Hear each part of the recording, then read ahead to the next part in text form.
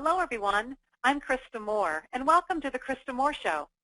This is brought to you by K Coaching and ID Growth. This talk show format is a new way to learn through industry experts and thought leaders as they share their experiences and their success stories. We all know that LinkedIn is the #1 social media site for sales professionals. And today we're going to demystify LinkedIn a little bit. We're going to talk about some simple strategies on how you can go from just being on LinkedIn to actually being active in LinkedIn, and being active so that you can actually grow your business and continue to prosper. I have the pleasure of interviewing Paul McManus. He's the co-founder of More Clients, More Fun. He is a LinkedIn expert and coincidentally has spent many, many years in the office products industry. So let's have a warm welcome for Paul McManus. Let me just ask you to take a moment and introduce yourself to the group, maybe tell them a little bit about yourself, and then we'll get started. Yes, absolutely. So, I know a lot of the people on the call today are in the office products industry. And so just my background is that I'm a third-generation office products. My company was founded in 1907, and I ran it as CEO for 11 years and then retired in 2014. Since then, I transitioned to becoming a full-time business coach, and I now help businesses worldwide get more clients specifically using LinkedIn. So it's great to be here and to share some of these strategies with you. Perfect. And I know that when we first met, I was really impressed with what you've done as you've grown your company, as well as I've personally learned a lot from you. So I'm glad that you're here today. You know, just as an interesting aside, the way that we met was via LinkedIn, if you can recall. Okay. I'm not really remembering that. What happened there? You just linked me in, or you wanted to connect with me? Yeah, well, so I had been in one of your events probably some years back when I was in the office products industry, so I was aware of who you were, and when I decided that I wanted to reach out to you, I used LinkedIn and a message to reach out to you and start to build the relationship. Oh, that's cool. All right, well, great. I'm glad you're here. Yes. So let's go ahead and we'll start out kind of easy. Let's just do some basics. So for our audience, why don't you explain a little bit the difference between being on LinkedIn and actually using it and being active? Yeah, that's a great question.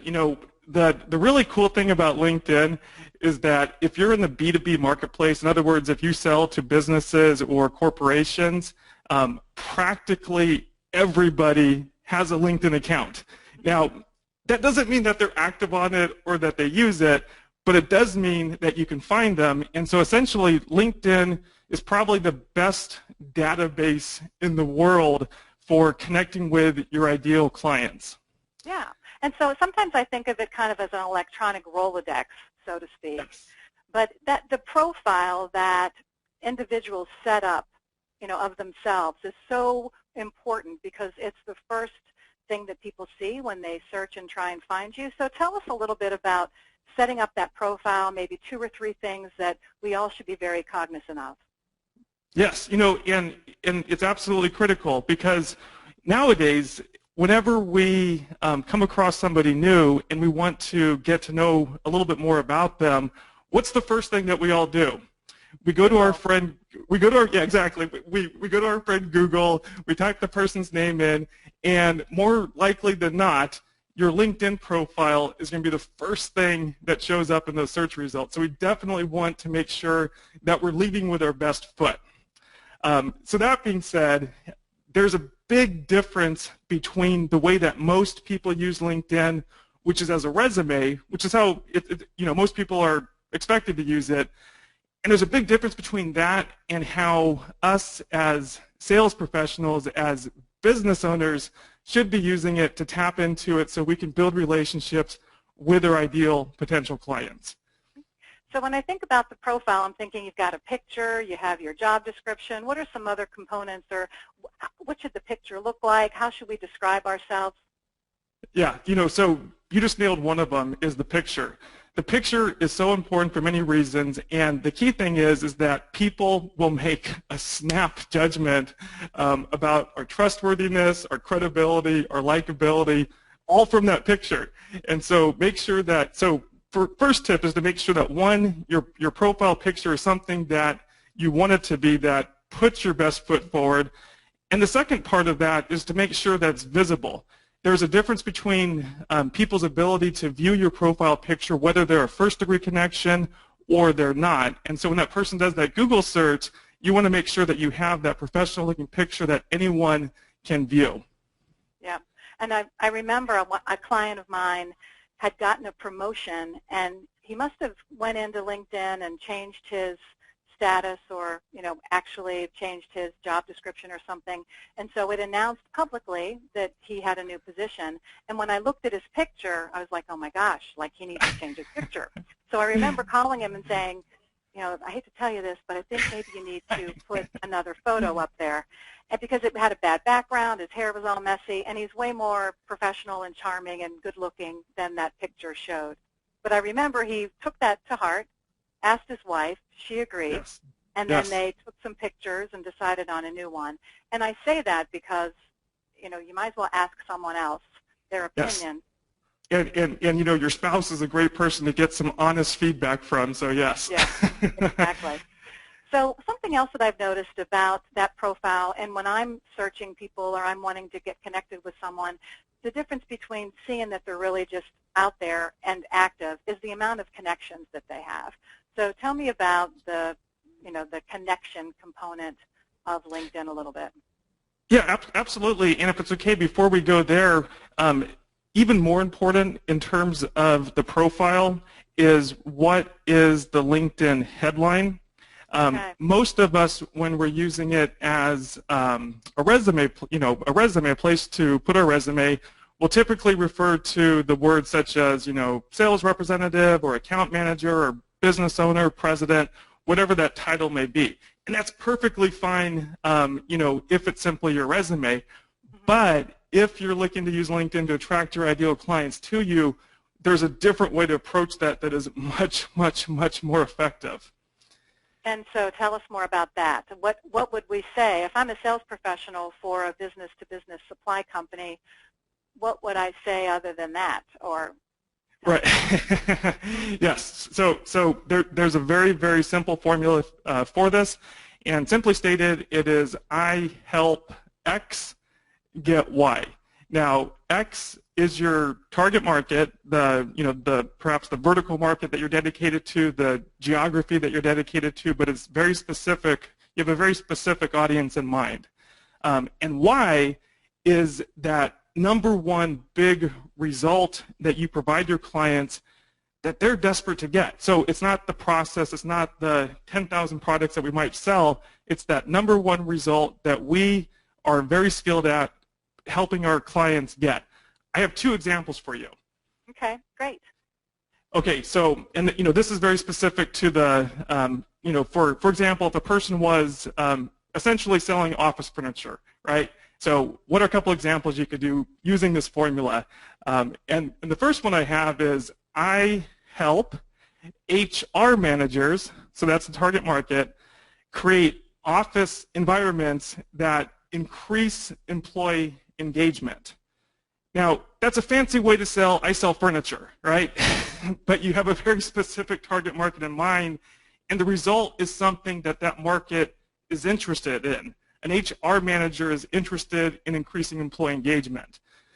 Now, the other example for you, same thing, you're selling office furniture, but you have a different target market in mind. So, for example, you could say, I help purchasing managers. And what's the one thing that we know that purchasing managers are most interested in? Probably saving money. Yeah. Even though I would hope that's not just. Yeah, so once again, if you're targeting purchasing managers, you want to entice them with something that is top of mind for them, that's compelling for them. It's not necessarily what you provide them. We sell on value, not on price, but we need to enter the conversation at a point that they're interested in. So for the purchasing manager, for example, it could be, I help purchasing managers create high-impact office environments at an affordable price. That gets you in the doorway now. So the profile, I guess the thinking there is to make sure that we're speaking to them and we're showing the impact of what it is that we do, and not just kind of a resume title, to differentiate. Exactly. it's client-facing. People don't care about us. They care about their needs. They care about themselves. And so how can we appeal to them in a way that catches their attention? Okay. So let's say they've got a great professional profile set up and they've taken care of those things. What are some other areas that they need to be considering before they really start making connections with prospects? Yes, absolutely. So you were asking a question just a few moments ago. So the next thing that you can look at is how many people you're connected to. The interesting thing about LinkedIn, once again, most of us have a LinkedIn account, right? And it will show the number of connections that we have. And so if we have fewer than 500 connections, it'll actually give that number. So it's publicly visible. So you have 252 connections. Now, once we go past 500, though, it'll simply say 500 plus. And so one of the key reasons that we want to join the 500 club, as I call it, is that it shows that you are a well-connected professional. I mean, just from a subconscious, level, when someone sees that, they say, wow, this person's connected, they're active on the platform, and it makes a statement. Yep, and I'm thinking for salespeople, too, they want to be known as connected to the community and being very social and having lots of customers, and so having that higher number, the better. What would you say are some maybe simple steps to get those connections, maybe that number up, as well as just making sure that you're not feeling like you're stalking someone and trying to connect with them? Great question. All right. So, the first thing is simply, just like anything else in life, is that we have to take action and we have to make it a habit. And so, very simple step for us to do is that when we're out in the quote-unquote real world, meeting people, connecting with people, getting business cards, the first simple step that we can do is simply to, once we have a business card, once we meet someone, is to look them up on LinkedIn. And send them a connection request. As an example, whenever I attend events or conferences or anything else, and someone asks me for my business card, I don't even carry any business cards. I just say, hey, are you on LinkedIn? And of course they say yes, in which case I say, hey, let me send you a connection request, and we'll get it taken care of right there. So that's one way. Yeah. And then I remember at one point when I was trying to really use LinkedIn, and it was early on, I sat and I consciously made a list of all of the people that I know, that I might have used to work with, or prior customers, and you'd be surprised how many, simple connections that you could have by just thinking through that. And then I was very intentional and went out and started connecting, not only with friends and family, but, my community or prospective clients. And you just nailed it there. It's to be intentional. I mean, what I absolutely don't recommend to anyone is to mindlessly spend time on LinkedIn or any social media. We need to be strategic. We need to be intentional. So in addition to taking those business cards and connecting with them on LinkedIn, the next thing is to say, okay, who do I want to be connected on LinkedIn? In other words, who are the key decision makers in my marketplace, whether that's local or national? Who are those key decision makers that I want to start to build a connection with? And a really simple exercise for anyone attending today to do is to write down 5 people, 5 decision makers that you're aware of, maybe of the company, and that if you could connect with them, that would significantly increase your sales, right? Yeah. First, come up with the 5 people, then go to LinkedIn, look them up, and send them a connection request. It's literally that simple. So let's talk about the sales component here for a moment. And this is really using LinkedIn to be more active in being a sales professional. So I've heard the term one-to-one and one-to-many, and I'd like you to explain maybe the one-to-one, and from a sales perspective, what are some things that you can do or tools that are available to really use the system to your advantage? Yes, yeah. So in terms of those terms, one-to-one is really the salesperson's role, where you're building those individual relationships with people, and of course, one-to-many is a little bit more on the marketing side, where we're trying to share, content marketing and different things to impact a lot of people. And the great thing about LinkedIn is that as a salesperson, we can employ both strategies on LinkedIn. So to go to your question, what are the tools that we can use to do the one-to-one marketing, if you will? The question I always get is, should I have a paid LinkedIn account, right? Most people that have an account, they have a free account, so should they upgrade? One of the very cool things that is now available that came out fairly recently is a new LinkedIn product called Sales Navigator. So it's a LinkedIn tool, it's a LinkedIn product that LinkedIn created specifically for salespeople to do prospecting at a very high level. Awesome. So tell us a little bit more about that, because I'm familiar with a lot of sales folks that are looking for lead generation systems or a good database to, kind of find their ideal profile. How could they use a tool like that, and or even just the functionality in the search engines within LinkedIn to connect with some of their ideal prospects? Yeah, absolutely. So in just a free LinkedIn account, you can do this to a limited extent, and for that you would go to advanced search. But what you'll quickly find is that it's going to lock you out of some more of the more advanced, detailed information. So if you're willing to invest in a paid LinkedIn account, and the cool thing is that if you haven't already, you can get the first month free typically. I highly recommend getting a Sales Navigator account. So what you would do is think about a company, an account perhaps, that is not currently one of your accounts, but you would love to have their business. They're big, they're huge, they could create all kinds of revenue for you. Go to Sales Navigator, look up the company, and what you'll find is that most of the employees for that company will then be associated with that company's LinkedIn page. This makes it incredibly easy because if you take a big company that maybe has 500 employees, you can quickly get all 500 people, but then you can further filter your search results. So for example, if you wanted to connect with a purchasing manager, you could quickly find exactly who's in the purchasing department, who that person is. This takes minutes. It's literally that simple. Sales Navigator gives you the benefit because it gives you a little bit more refined search capabilities, and so that's why I recommend it, especially for people that are active on LinkedIn. And the next step is, once you've found the person that you want to connect with, once again, is to send them a connection request, a free connection request. It doesn't have to cost any money to do. Yeah. So let me ask you a question about that connection request, whether it's the free package or this Sales Navigator one that you're talking about, or the premium LinkedIn package. When you go to request that they be friends with you, or like whatever that connection comes up. Connection, yes. There's like a drop down of radio buttons to choose from, and if you're not connected with them or have their email address, sometimes you can't send them a message. How does that work, or how do you get around that? Yeah, absolutely. So with a free account, I always recommend connecting with them for free first, whether you have a paid account or a free account, and you simply go to their profile, you go to their profile, you click the connect button, and like you said, it'll bring down that little box. It'll give you about 4 or 5 different options. What you'll find, though, is that if you click the option that says friend or we've done business together before, it won't require an email address. It'll simply allow you to send them a message. Okay. So click that. The person on the other side never sees what you clicked, and so whether you're a friend or not, it really doesn't matter. All right. So that would be an avenue to introduce themselves, ask to be connected, and start a conversation, so eventually asking for an appointment or something like that.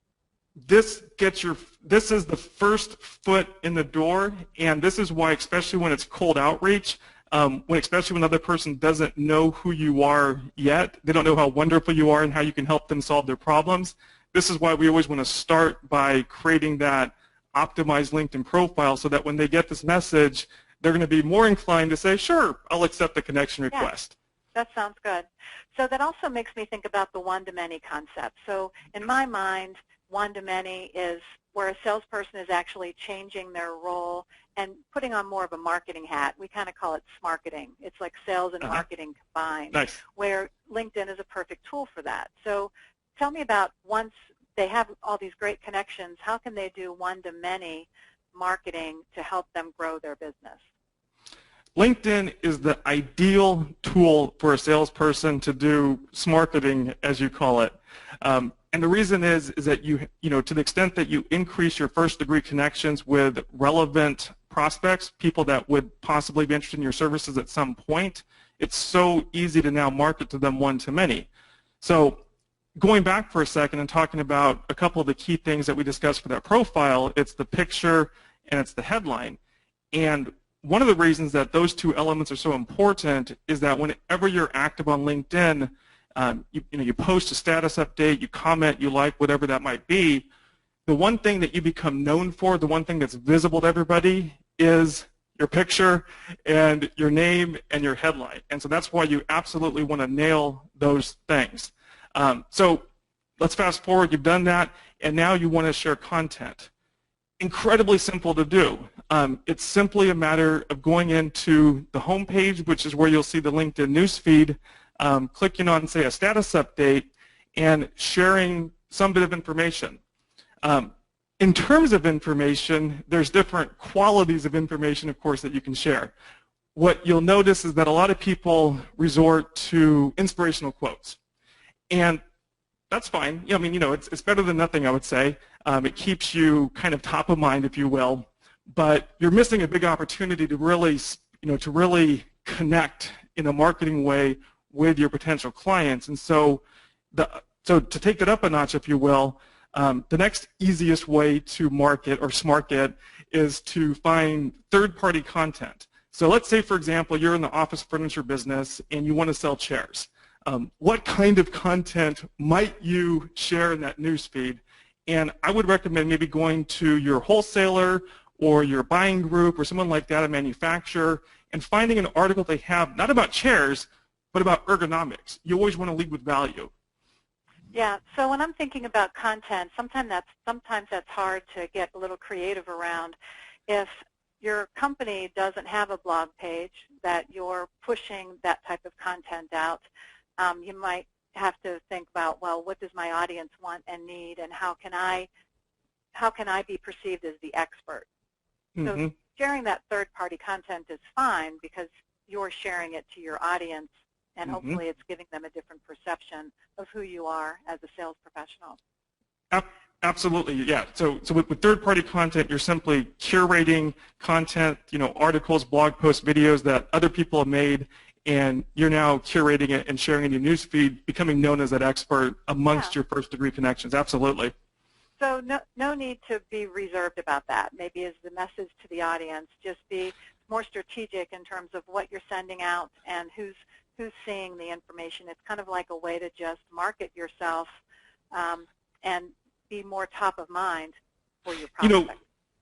I find, because I've worked with hundreds of small businesses on this, and I find that, you mentioned the word reserve, I find that most people are incredibly reserved.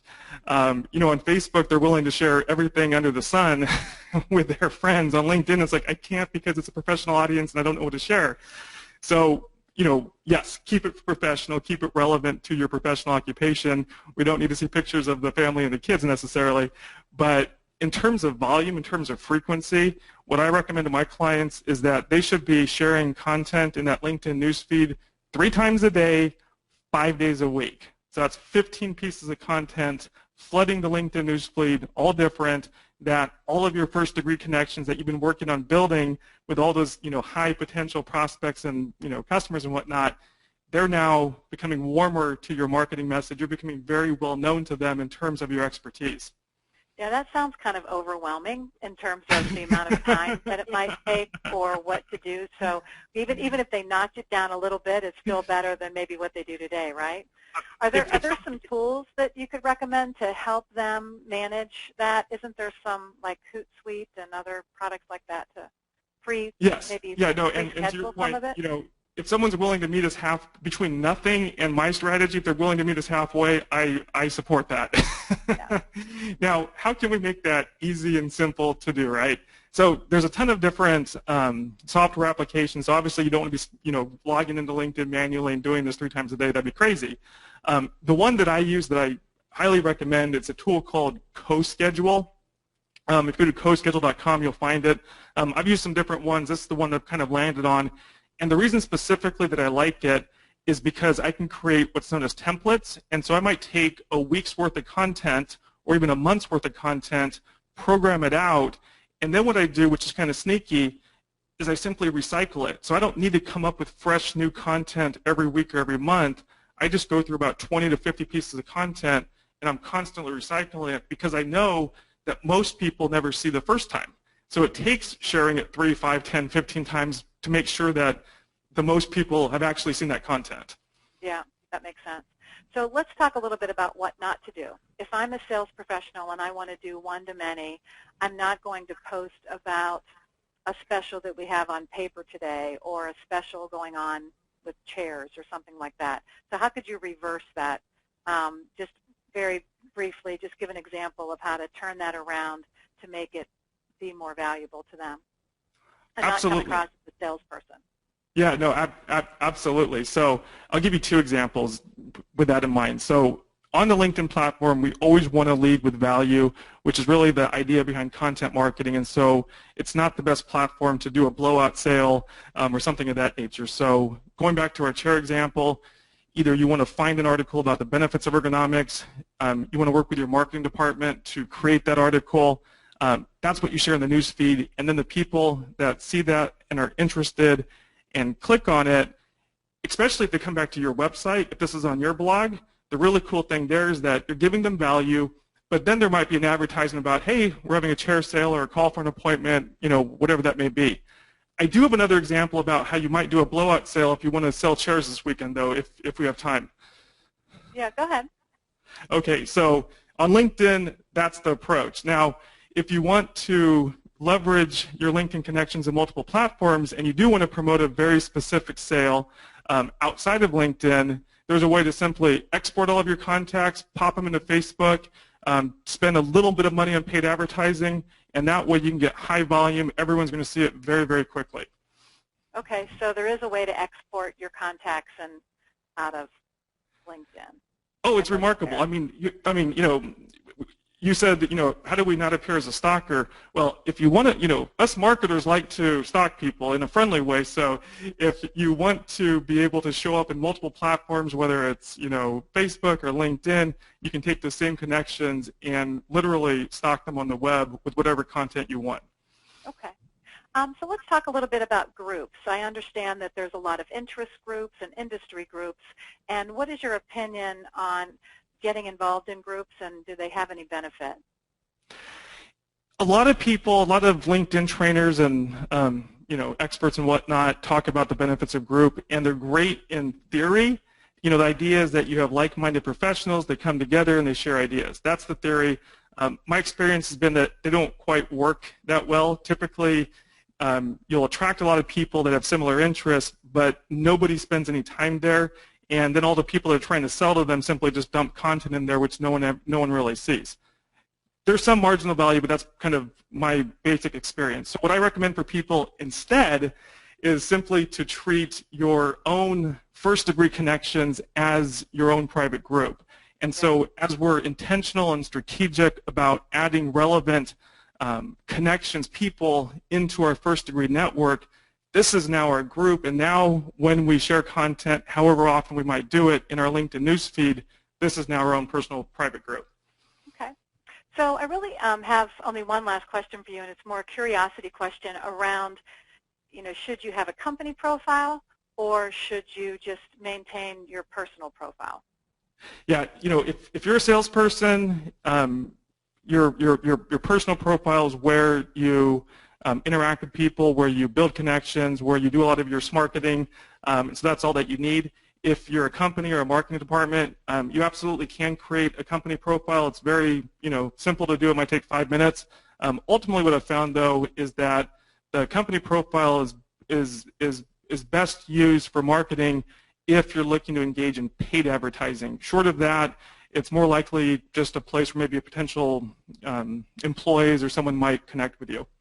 Yeah, so just the basic information, but it needs to really be there, though, for a reference point, correct? It's a great reference point. I just wouldn't invest too much of it in terms of marketing, unless you're looking to do paid advertising. That makes sense. So I want to thank you for sharing these thoughts and ideas with us today. Also wanted to just make sure, is it okay if we share some of your information? Like if we've got folks on the line that want to reach out and talk to you or ask you a question, is it okay if we do that? Absolutely, and I welcome anyone to connect with me on LinkedIn as well. Okay, so we're going to show on the screen Paul's contact information and also mine. So just know that you can call us, you can email us, and we certainly encourage you to connect with us on LinkedIn, and we can both start, building our communities. So thanks for being with us today, Paul. I really appreciate that. To the audience, I would love for you to mark your calendar. The Krista Moore Talk Show, it is live the third Wednesday of every month, and we actually have next month lined up. We're excited about it. We have a special guest, and his name is Ruben Levy, and some of you might know who he is. He's one of the owners at Global Office Solutions, and he's going to share with us some of the success stories around the new coffee services program that he's been implementing. So if you're interested in that and want to learn more about that commodity, please make sure you join us. So at ID Growth, we care about you and we care about your success. And we look forward to seeing you next month. Thank you.